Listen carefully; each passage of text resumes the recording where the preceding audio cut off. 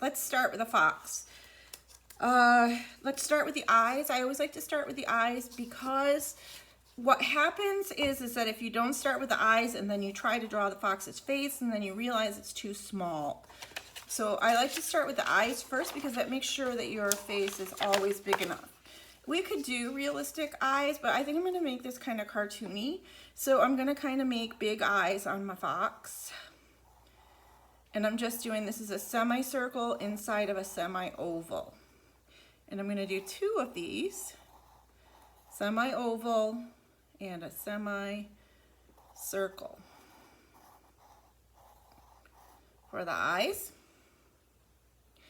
And then down here, I'm going to make a triangle for a nose. Notice the size of what I'm working with here. This is about the size of my adult fingertip. See that? So you want yours to be bigger than your fingers because you guys are little and you don't have big hands. And I have especially big hands because that's just the way my hands are, probably because I use them a lot. I know that a lot of people who work with their hands are bigger, their muscles are stronger, so the hands get bigger. All right, so notice how I rounded this triangle. It's not a perfect triangle. It's got a rounded corner. In art, we're always breaking things down into basic shapes. Now what I'm going to do is do that same kind of rounded triangle around, actually I think I'm going to do it this way. I'm changing this. I'm going to make a rounded triangle with the nose kind of at the bottom here. And notice how I'm not erasing when I make a line mistake. I'm taking my time to get it just the way I want it, and then I'm going to erase out lines that I don't like then. This is a sketching line. It's kind of a soft line, and I'm not pressing really hard so that when I want to erase, it's a pretty easy thing to do. It doesn't require tearing the paper up. And this is just Xerox paper, which is exactly the paper that I passed out, Xerox paper, it's copy paper, that I passed out to my students, because this is all I had on hand. My granddaughter goes through quite a lot. Okay, now you want to add, fox have triangle shaped ears. So on the corners, you're going to make kind of a rounded triangle. You can add a little like inside part of the fox's ear here. They have big ears so that they can hear. And this one's too big, so I'm going to adjust it and then erase out my error.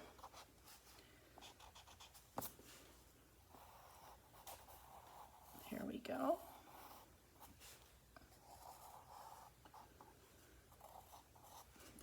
There's my fox's face. You can add a little, you can add whiskers.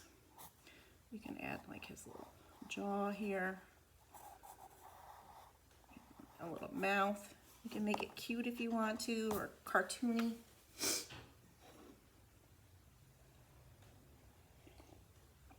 He's looking kind of like a cat to me right now rather than a fox, so I'm gonna have to fix that. Here's the fox's body, and he's just gonna be sitting. So notice how it's kind of like a long skinny triangle. Like I could put a dot here and draw a triangle, and then down here at the bottom I'm gonna make kind of a curved bottom, because foxes are not all angles and points, right? So I'm curving the basic shapes. So there we have our little fox. We can draw his paws right here, kind of sitting just a little bit below the bottom of this, because we want this to look like the fox's front legs. So it's going to come down, it's going to be a little bit more in the foreground than the fox's body. And then in here, all I'm going to do is just add like some lines so that it looks like the paw of a fox. Actually, I think I should do 2 and not 3. And if you want to, in here, you could add another triangle to make the claw of the fox. See how I've done that?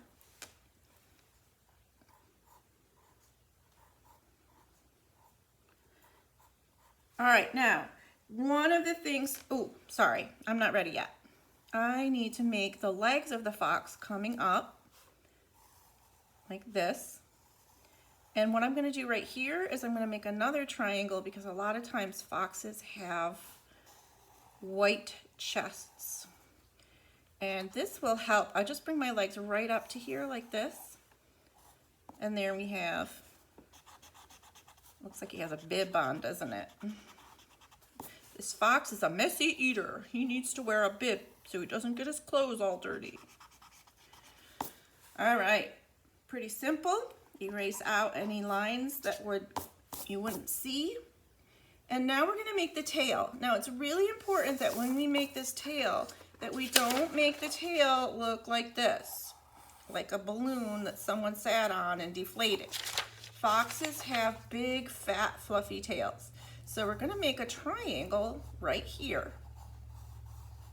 Okay, that over. Can you see this triangle that I've made? And I'm gonna add a few little zigzags in here. They don't have to be perfect. And then I'm gonna go all the way down like this to the fox's bottom right here. And then this is just gonna go right to the edge of the fox. So there I have a big, fat, fluffy tail. If you want to, you can make a 9-tailed fox just by adding like 4 tails on one side and 5 on the other. You don't have to draw a full tail. You could just draw just like these little mountain looking things, okay? I don't want a 9-tailed fox, but I do want my fox to not just be sitting in the middle of the paper. I need to add a background. Now, that doesn't mean I'm going to turn my paper over and draw on the back. That means I want to show where my fox is. So he's going to be in a position in the world. So I've added a horizon line. This is where you could say the sky meets the ground, but I'm going to add a hill behind him also. This is eye level. And then I'm going to add just a little hump of a hill here, like this. And if I want to carry out my triangle theme, I could add some pine trees because fox live in the forest. And in the background here, I can make a little teeny tiny pine tree to show space because things that are far away from us look like they're smaller even if they're not. And this is actually a little tiny pine tree. So I'm gonna make, that's like the baby pine tree. I'm gonna make a daddy pine tree right here. There's our daddy pine tree.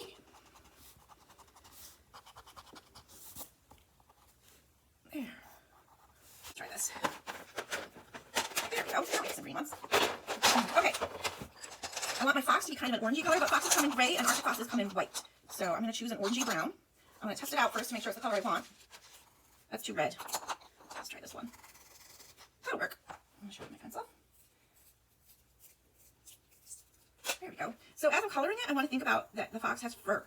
So I want to have a little bit of the marks of the colored pencil to leave a little bit of a texture. I mean, I can definitely color this in darker or lighter as I like to.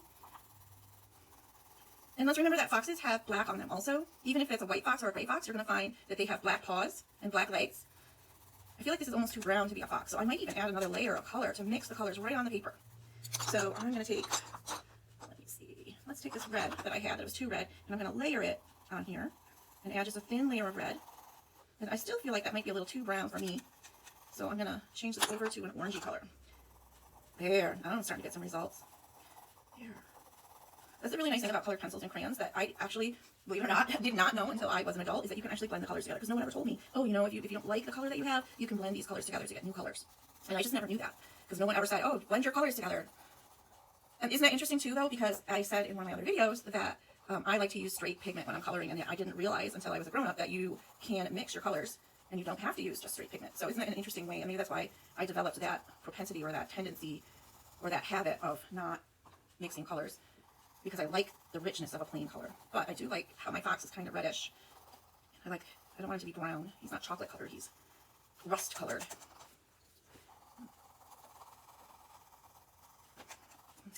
All right, now I'm gonna go with a darker color, maybe a black or a brown, if I have any. Let's see what this one is. Dark umber. All right, ooh, here's a black. I'm gonna make his legs black.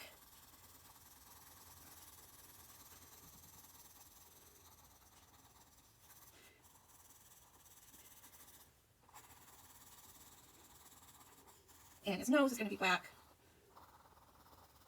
And his eyes are going to be black. And his little ears are going to be black. Let's go back to... I'm not really done coloring my fox yet, but I do want to get started on my background a little bit. So these trees that are way far away, I'm going to make a lighter green. And then these trees that are closer to me, I'm going to make a brighter green. Ooh. And I can give this some texture to make it look like a pine tree and not just a triangle by adding different colors of green. Notice how I'm using texture to help create my tree. I'm going to color this in using a new green so that that texture still shows. See how I've done that?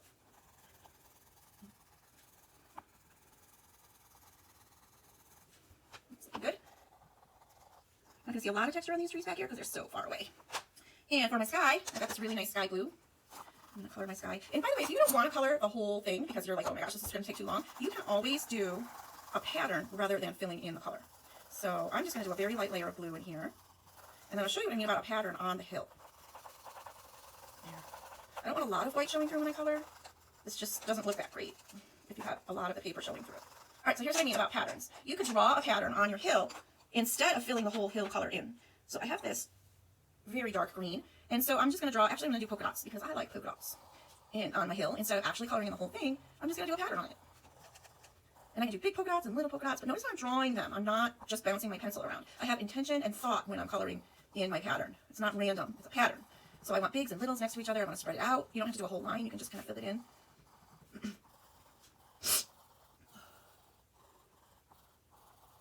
I'm not coloring this in because this is a tree, and I think I'm going to use this dark green to make this tree also. Even though it's farther away than the little tree, I want it to be a different color. Plus it's a more grown tree, so maybe it would be a different color. And then if I want to do my patterning in here, then I can do that on top with a lighter color, so it kind of matches the little tree a little better. So here we go. I'm going to do some patterning.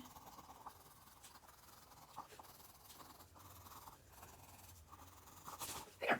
Now I'm not finished yet. I still need to finish coloring my fox, but I'm going to let you guys work on your pictures and come back later and show me what you've done. Make sure you send it to me at my email address, or your parents can text me your picture.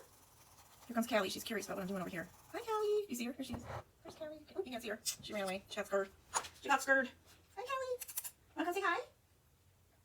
She's like, psh, no. All right, so I have not quite finished. I need to do my ground. I need to do my fox's paws. I want to finish his face, and I would love to see your picture, so make sure you send them to me.